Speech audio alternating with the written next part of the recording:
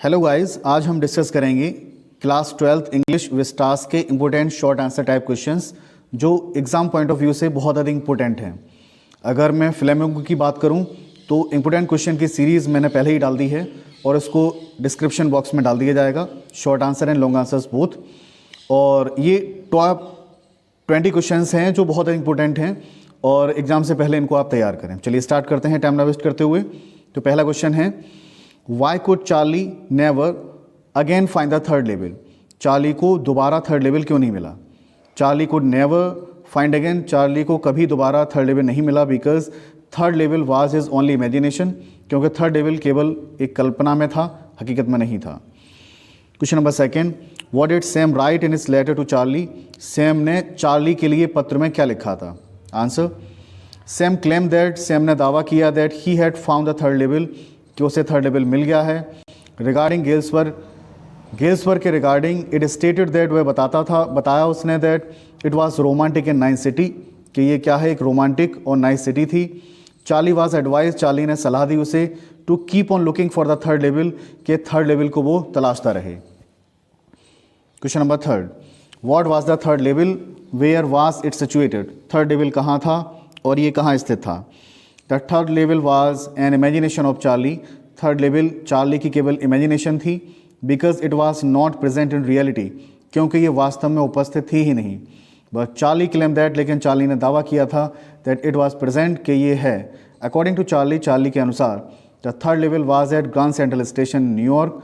जो third level था वो कहाँ था? न्यूयॉर्क के ग्रांड सेंट्रल स्टेशन पर। Question number 4, what prediction was made at the tiger Kings birth.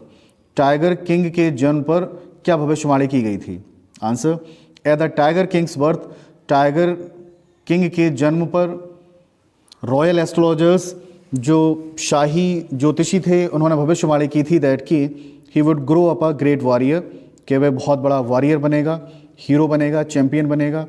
He was born in the stars of bull, वह bull राशि में पैदा हुआ है। And the bull and tiger are enemies, और bull और tiger एक दूसरे के दुश्मन होते हैं। So his death was predict to be cause by a tiger, इसलिए उसकी मृत्यु किसके द्वारा होगी? टाइगर के द्वारा होगी। इस चीज़ की भविष्यवाणी ज्योतिषी के द्वारा की गई थी। Question number 5, who was the tiger king.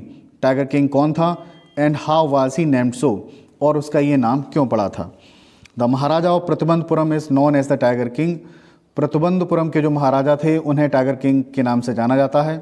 He got his name, उनका ये नाम इसलिए पड़ा बिकॉज क्योंकि he had kill nearly 100 tigers, उन्होंने लगभग 100 टाइगर्स मारे थे। Question number 6, how did the king save his throne. राजा ने अपना सिंहासन कैसे बचाया? Answer, the king was in danger of losing his kingdom. राजा को खतरा था अपने राज्य के खो जाने का, एज ही डिनाइड, क्योंकि उन्होंने मना कर दिया था the permission of tiger hunting, tiger hunting की परमिशन देने से by high ranking British officers. किसको? एक हाई रैंकिंग ब्रिटिश ऑफिसर्स को। But he saved his kingdom, लेकिन उन्होंने अपने राज्य को बचा लिया बाय सेंडिंग एक्सपेंसिव रिंग, उन्हें महंगी अंगूठियां भेजकर, वर्थ 3 लाख रुपीज़, जिनकी कीमत 3 लाख रुपए थी, टू अ ब्रिटिशर्स वाइफ, किसको भेजकर? उस ब्रिटिशर्स की पत्नी को भेजकर। Question number 7, what was the chief aim of the students on ice programme. तो स्टूडेंट्स ऑन आइस प्रोग्राम का जो मुख्य उद्देश्य था वो क्या था? The chief aim of this programme was to make students aware. इस प्रोग्राम का जो मुख्य उद्देश्य था वो क्या था? स्टूडेंट को जागरूक करना of the danger of global warming, global warming के खतरे से। इट वुड हेल्प दम, यह उनकी सहायता प्रदान करेगा। फॉस्टर अ न्यू अंडरस्टैंडिंग, एक नई समझदारी को बनाने में, विकसित करने में। And respect for our planet, और हमारे प्लेनेट को सम्मान देने में। On the basis of this understanding, और इस अंडरस्टैंडिंग के आधार पर they would frame policies to save its future, वो एक पॉलिसीज़ को फ्रेम करेंगे इसके भविष्य को बचाने के लिए। Question number 8, how did the author reach Antarctica. लेखक अंटार्कटिका कैसे पहुंची? द ऑथर तिशानी दोषी रीच्ड अंटार्कटिका, लेखिका तिशानी दोषी अंटार्कटिका पहुंची बाय अ रशियन वेसल, एक रशियन वेसल से, जिसका नाम था अकादमिक शोकलास्की। शी स्टार्टेड हर जर्नी, उन्होंने अपनी यात्रा की शुरुआत की थी फ्रॉम मद्रास से। Cross 9 time zones, 9 time zones को क्रॉस किया था, 6 चेक पॉइंट को क्रॉस किया था, 3 बॉडीज ऑफ वाटर को क्रॉस किया था, एंड मैनी इकोस्फेयर को क्रॉस किया था। Question number 9, how did the author realise reaching Antarctica, लेखिका ने कैसा महसूस किया अंटार्कटिका पर पहुंचने के बाद। Answer, the writers first emotions on reaching Antarctica was that of relief, लेखिका का जो पहला इमोशन था अंटार्कटिका पर पहुंचने के बाद वो बहुत ही आराम भरा था। ही फेल्ट रिलीव्ड, उन्होंने शांति महसूस की, टू हैव सेट फुट, जैसे उन्होंने कदम रखे ऑन द आर्कटिक कॉन्टिनेंट पर आफ्टर ओवर 100 आवर्स की यात्रा के बाद। Then experienced a sense of amazement, फिर उन्होंने अनुभव किया एक अमेजमेंट का, आश्चर्य का, ऑन सीइंग इट्स वास्टनेस, इसकी विशालता को देखकर, इमेंस वाइट लैंडस्केप, और विशालता चारों तरफ सफ़ेदी भरी हुई थी लैंडस्केप पर, उसको देखकर, विच डेजल्ड हिज आइज़, और इस दृश्य ने उनकी आंखों को कैसा कर दिया, चौंका दिया। Question number 10, who was Geoff Green, Geoff Green कौन थे और what did he offer to the students, और उन्होंने स्टूडेंट्स को क्या ऑफर किया था। Geoff Green was the founder and president of Students on ice programme, Geoff Green Students of Ice programme के प्रेसिडेंट थे। He took the high school students, वो high school के विद्यार्थियों को ले गए to one end of the world, दुनिया के कोने में, to provide them the opportunity, और उन्हें क्या करने के लिए, अवसर प्रदान करने के लिए, to develop the respect and understanding for the earth, पृथ्वी के बारे में समझदारी और सम्मान विकसित करने के लिए।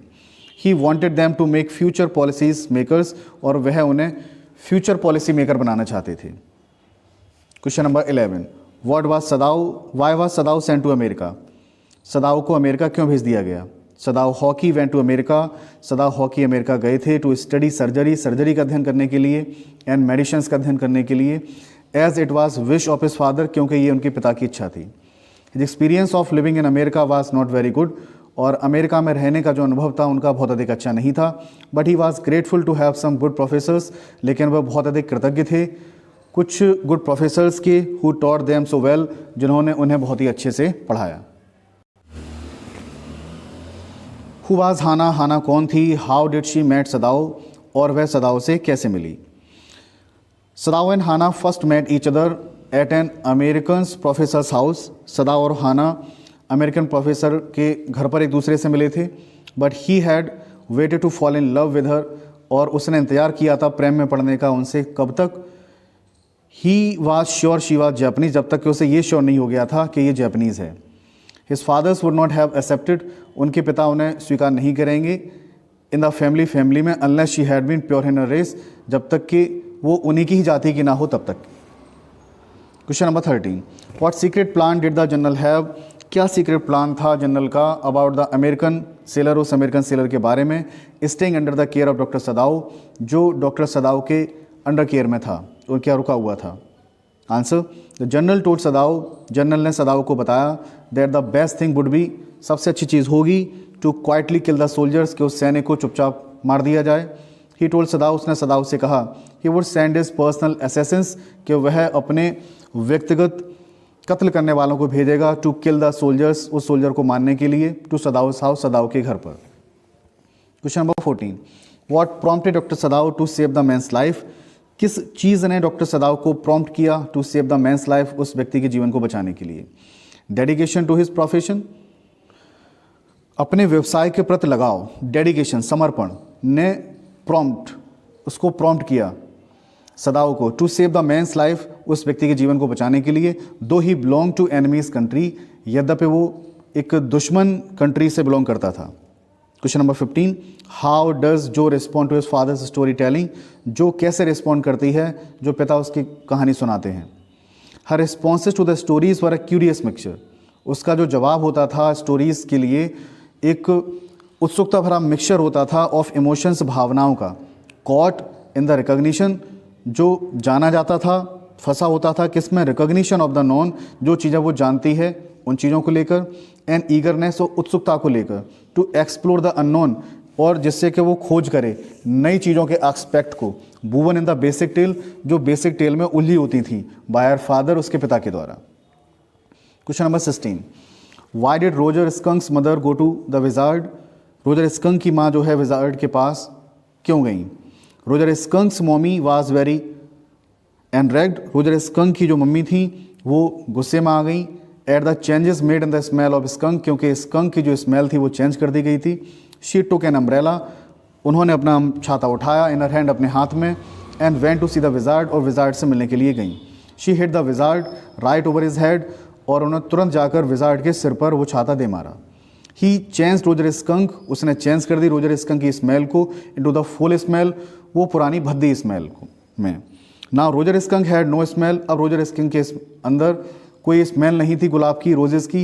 And he began to smell very bad again, और दोबारा से वह गंदी स्मेल छोड़ने लगा था। Question number 17, how does Jo want the story to end why, Jo कहानी का अंत कैसे चाहती थी और क्यों चाहती थी?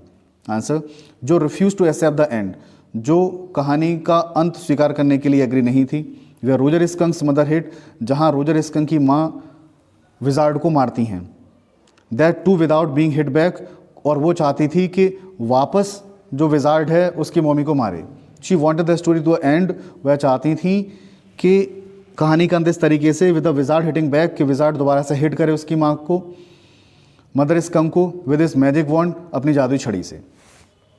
Question number 18, how does mister Lamb try to remove the baseless fears of Derry. Mister Lamb जो है कैसे कोशिश करते हैं डेरी के जो बेसलेस फियर है उसको मिटाने में। Mister Lamb tells Derry, mister Lamb Derry को बताते हैं that he is like others, वह दूसरों की तरह ही है।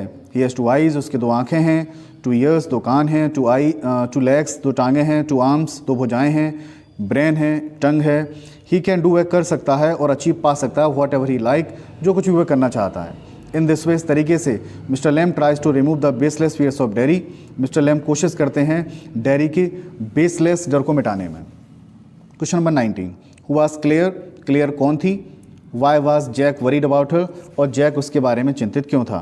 Clear was Jo's mother, Claire जो है जो कि माँ थी, एंड जैक्स वाइफ, और जैक की पत्नी थी। जैक थॉट, जैक ने सोचा that Claire should not move heavy thing, कि क्लियर को भारी चीज़ों को नहीं हटाना चाहिए।